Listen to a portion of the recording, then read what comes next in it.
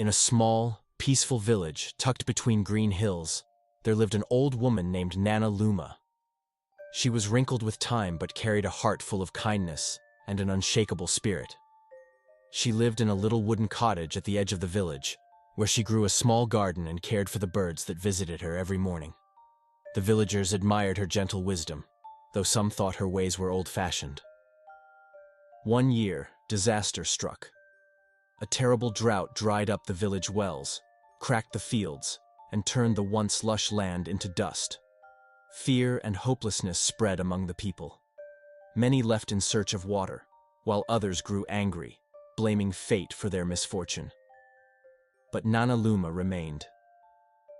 Every morning, she walked to the village square, raised her hands to the sky, and prayed for rain.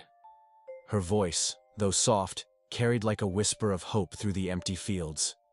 The villagers laughed at her. "Nana Luma, prayers won't bring water," they said. "We need real solutions, not silly wishes." But Nana Luma only smiled and continued her prayers.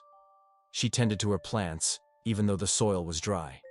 She shared what little food she had with her neighbors and spoke kind words to comfort those who had lost hope. One evening, a young boy named Ben approached her as she sat on her porch. "Nana Luma," he asked hesitantly, "why do you keep praying when nothing is changing?" Nana Luma patted the spot beside her, inviting Ben to sit. She pointed to an old oak tree standing tall on the hill. "Do you see that tree?" she asked. Ben nodded. "Yes, but what does that have to do with rain?" "That tree has seen many storms and many dry summers," she explained, "but it does not fall at the first sign of hardship. It trusts that the seasons will change. Faith is like that tree. It stays strong, even when the sun is too hot and the rain refuses to come." Ben listened carefully. He didn't fully understand, but something about her words made him feel comforted. That night, as Nana Luma knelt beside her bed, she whispered, "I know you hear me. I do not ask for myself, but for those who have lost their way. Let them see that faith is not in vain." Then she drifted into a peaceful sleep. The next morning, dark clouds gathered over the village. A cool wind rustled through the dry fields, and soon, raindrops began to fall. First, just a few, but then, the heavens opened, and rain poured down.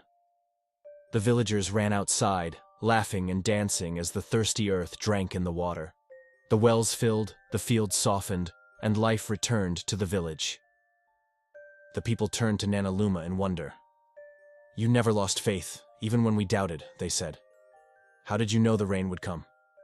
Nana Luma simply smiled. "Faith isn't about knowing when," she said. "It's about believing, even when you can't see the answer yet." Ben stood beside her, watching the rain in awe. "I think I understand now," he said. "Faith is like the tree.